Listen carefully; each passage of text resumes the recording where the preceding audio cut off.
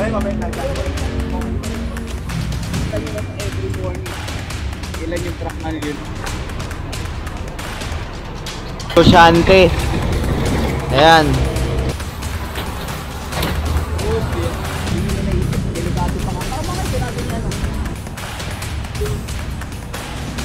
Yung mga nagtitinda naman ng pagbiga dyan sa may kapulong.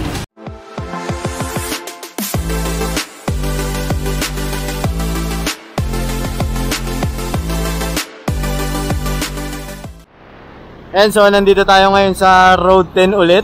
Kasama pa rin natin ang team ni Boss Egay, yung DPS District 1. Si Mother. Ng best na rin siya na clearing rito eh.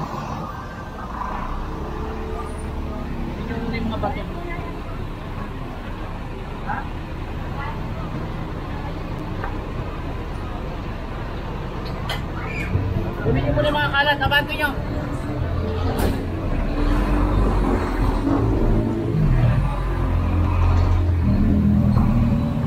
Nakapagtayo ulit si Mother Earth ng ano, bagong bahay. Nakapangilan na to? Pangapat? Pangapat na boss eh. Pangapat na ba lima? Pangalim na lang, pangalim. Sabi ko lang. Pangalim na? Oo, pangalim na yun, pangalim. Pangalim. Pakikuha na.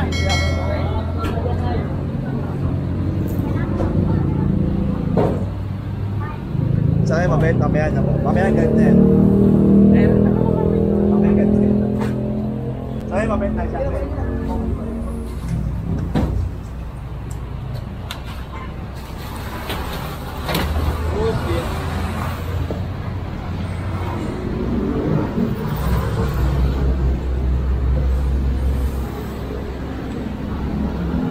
Ilang beses na kasi siyang sinasabihan rito na bawal nga rito kasi ito ano yan eh, residential area to eh, tas haharangan niya.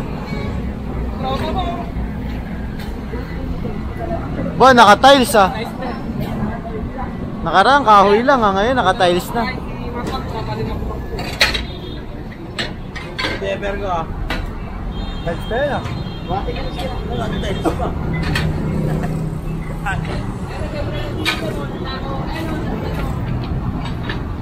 Parang nakatag, delay pa ako.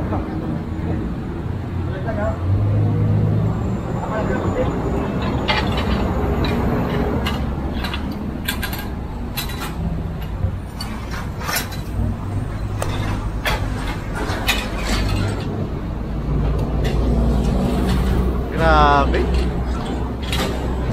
Ang bilis nila magtayo ulit ng bagong bahay.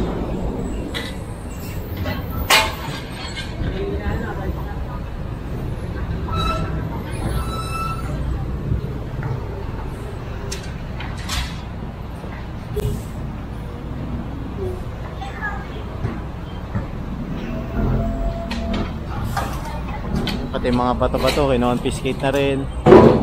Mamaya, ulit yan. Ibahay ulit yan mamaya. Meron din sa ano, paikot? O yun, paikot tayo doon. Ayan. So, proceed tayo sa next target location natin. Ayan, nandito tayo sa ano, Aroma. Pitas. Dito Pier 80 na yan eh. Tapunan na ng ano, mga na-clearing. And so itinawag to sa atin dahil merong nagtapon rito ng mga buko-buko. Ayan. Pati yung mga ano, mantika. Grabe doon, dami oh. So ini-report ko sa ating DPS eh, kaninang madaling araw. Ayan.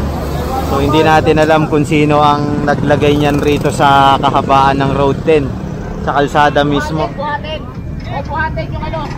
Dami yan, gagawin yan. Mababait ang mga ano, kapitbahay natin dito.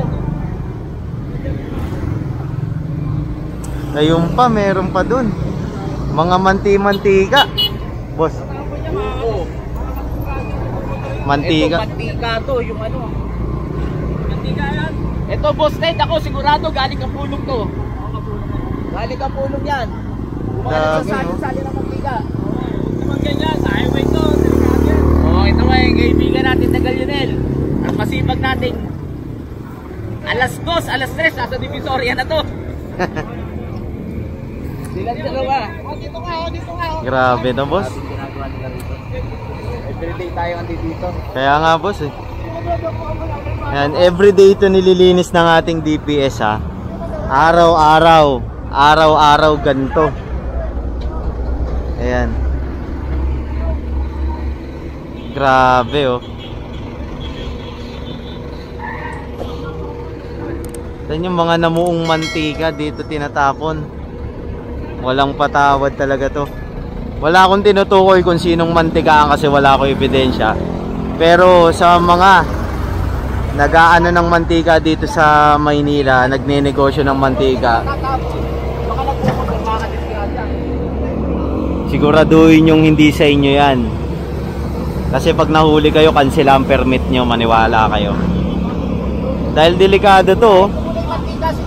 Pag yan natapon sa kalsada, dudula sa mga rider. Tandaan nyo, nasa highway tayo. Ayan o, National Road po ito, Road 10. Ang daming motoristang dumaraan dito, lalo na yung mga rider. Napakadelikado nito para sa mga motorista natin. Araw-araw ina-actionan to ng ating DPS kaso. Saka ano, may usap lang ako. Kita mo naman sila. Buko. Mantika. Sa mga nagbibenta ng buko. Oh, lahat ng palengking malapit dito sa ano, Nakandula. Duwalhati boss. Duwalhati. Kasi may mga palengking mga nagbibenta ng buko.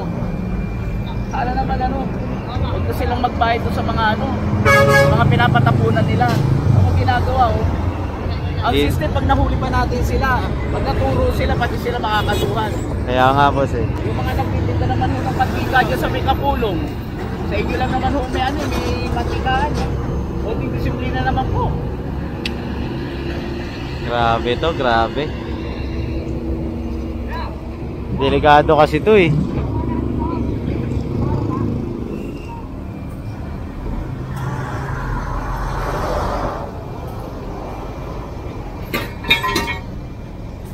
Ang dami nito, meron pa dun sa may dulo, bukod pa rito sa area natin, meron pa dun sa kabila. Sobrang dami. Perwisyo to. Perwisyo. Eh, may mga buko-buko pa, tas may mga inidoro pa, may mga plywood. Sobrang perwisyo na ito. Nakita nyo naman every morning, ilan yung truck ng Lionel, ilan yung truck nato sa DPS. Sa ating pa siguro tuwing umaga, nakaka-apat tayo rito. Kasi yun, tulong tayo nililinis. Paikot-ikot pa. Nakakasakit nga lang eh. Saklit na oras na malinis. Paangating na oras lang eh. Minuto lang boss. Dudumi na naman. Kaya nga eh. Pagkaalis lang eh. Nasasaksihan ko yan boss kapag ano. Grabe tao rito sa totoo lang. Kailangan na talaga tong ano, tutukan. Kasi sa totoo lang, kahit anong gawin ng DPS dito, kailangan talaga ng backup dito. Nakita nyo naman, araw-araw may report ang DPS na nililinis to. Araw-araw, kumpleto yan. Halos nga ilang beses umiikot dito sa maga pa lang eh. Kumpleto sa report ang ating DPS, kaso ganito pa rin, di ba? Kailangan na matutukan talaga to. Dahil ang mga tao rito talaga, mga ano eh, hindi pasaway kundi salbahe, nananalbahe. Di ba? Wala akong tinutukoy na specific na tao o kumpanya, ayan, o mga negosyo. Kasi wala tayong ebidensya, di ba?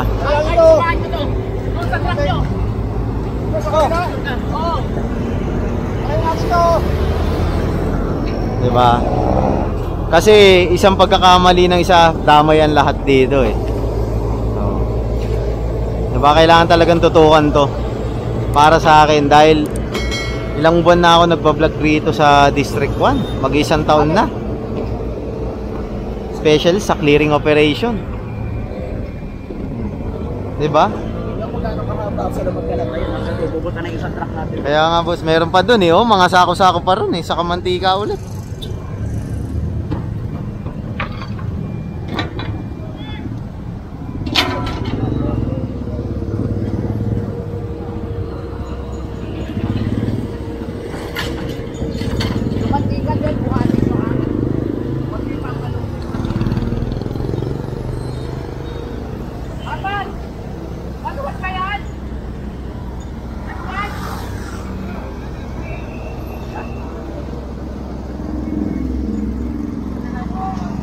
Ito yung mga buko na lang ang ano.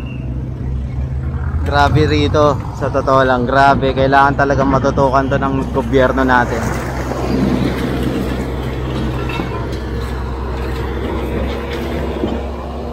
Kailangan to i-full force talaga.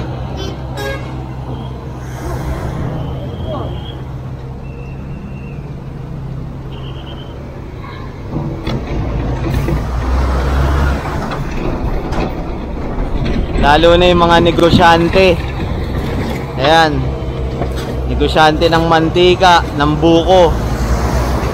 Ilang beses na tayo nakakahuli niya ng ano, ng buko, ng mantika na nagbababa rito. Ilang beses na. Di pa rin nagtitino.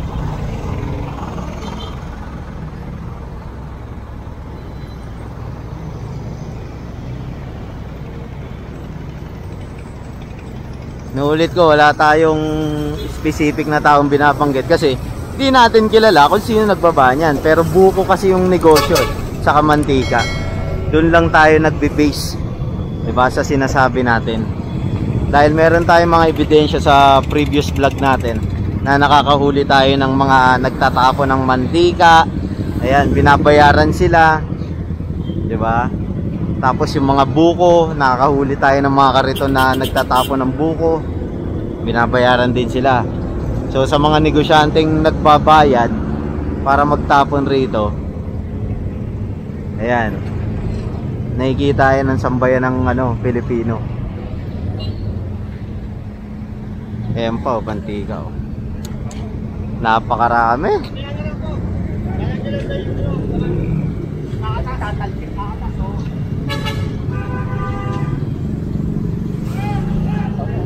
Ang dami, boss. Hindi nila naisip, delikado pa nga. Tama nga sinabi ni ano, ni Baby, ang kaibigan natin, nakalat pag ano. Kaya nga, boss, eh. Saka madulas yan sa kalye. Awawa yung ano, rider.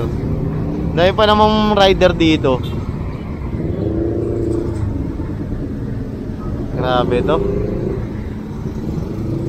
Eh no, ang daming rider dito. Sila mismo nagtatapon. Kaya nga, boss, eh. Dapat may sanction yan, eh. Ang dami nila nagtitira mantika sa kapuso. Kaya nga. Hindi naman tayo pwedeng magturo. Ikaw, di ba? Oo, tama yun, boss.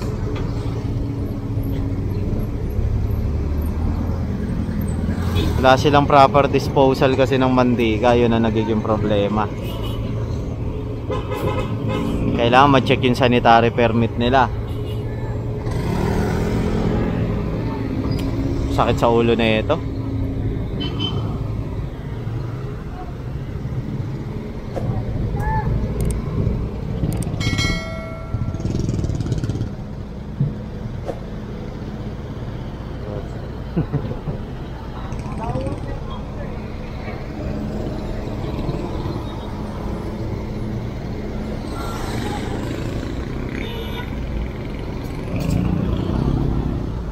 Eh no, kung titignan nyo, imbis na nagagamit itong isang lane na to pa, hindi, dahil merong mga nakabalagbag na basura, mantika, delikado, diba? So nagkukos ngayon siya ng traffic, pagbagal ng daloy ng ano, ng mga sasakyan.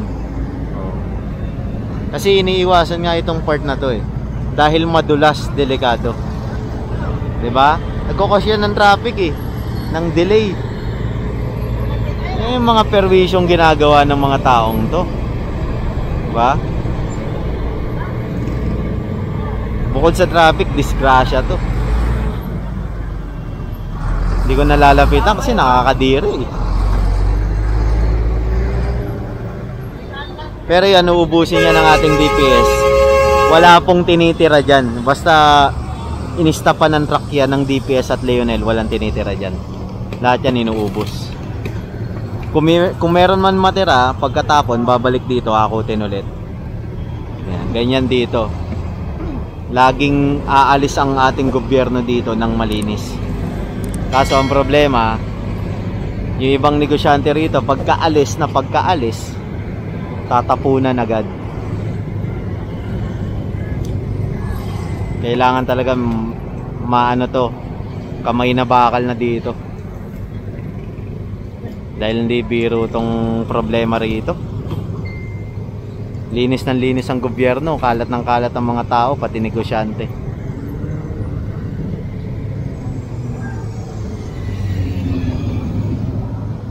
Ayan, so magtatapon na isang truck natin. Ayan, paalis na siya. Bali dito naman kasi yung tapunan sa loob. Tapos paglabas niya, ahakot ulit siya dyan dahil may natira pa doon sa inalisan niya. Ayan, bali i-continue natin tong video after malinis nitong area na to. And so kung titignan nyo, nakakot na lahat ng mga basura rito. At puproceed na tayo doon. Ayan, kasi marami pa tayong trabaho ngayon, marami tayong pupuntahan, mag-clearing pa tayo ngayon. Sama pa rin natin sila Boss Egay. Ayan.